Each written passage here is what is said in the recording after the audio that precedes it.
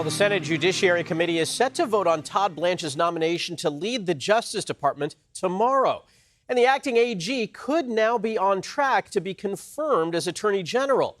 Late last night, Blanche issued an order formally rescinding plans to create a $1.8 billion so-called anti-weaponization fund. That was designed to compensate allies of President Trump, including January 6th defendants. Republican Senators John Cornyn and Thom Tillis had refused to vote for Blanche unless he put in writing that the president would not continue to pursue the fund. CBS News congressional reporter Taurean Small is live in our D.C. bureau with the latest. Taurean, good morning. So tell us more about this new order from acting AG Todd Blanche. Yeah, good morning, Michael. I think what we see here is that Blanche is very precarious about his situation that he's in, from Tillis to Cornyn to now Bill Cassidy coming out saying that there is Republican concerns about whether or not he would be willing to appease the president if in his seat permanently to go forward with this settlement that was actually unsettling to a bipartisan group of lawmakers on the Hill. I think in the language of this, he was pretty explicit in saying that this would effectively kill the terms of that settlement. He said, in part, for the avoidance of doubt, nothing in the order is intended to contradict or otherwise be contrary to prior representation of the Department of Justice fund that is not operative. I think we are still waiting to see if this would be sufficient to lawmakers, especially Tillis and Cornyn, since they sit on that panel that's still set to either give him a favorable recommendation or no recommendation. That's ultimately where the holdup is before he heads to the full Senate floor for a vote.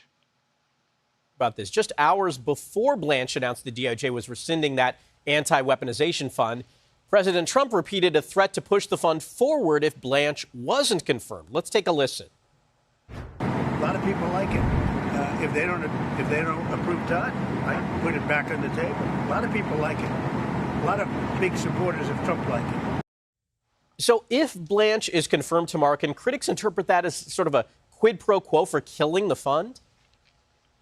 Well, I mean, that's left up to interpretation. I don't necessarily know if that would hold any bearings to Republican lawmakers who are on the fence around this. I think ultimately, though, especially considering the dissatisfaction they've had in previous Trump appointees that they've confirmed who promised one thing and then ultimately reneged on that promise after they got in office, they just want assurances, especially as they're on their way out. I think this also underscores an underlying problem that a lot of Republican lawmakers told to us about President Trump's administration, that in many ways Trump's closest advisors are giving him contradictory messaging as it relates to some of these controversial topics like this weaponization fund and that audit immunity that was negotiated as part of this deal. Senator Thom Tillis said something that I thought was pretty poignant last week when he was leaving. He said, if the president is willing to forego this confirmation, withdrawing his name and then putting him back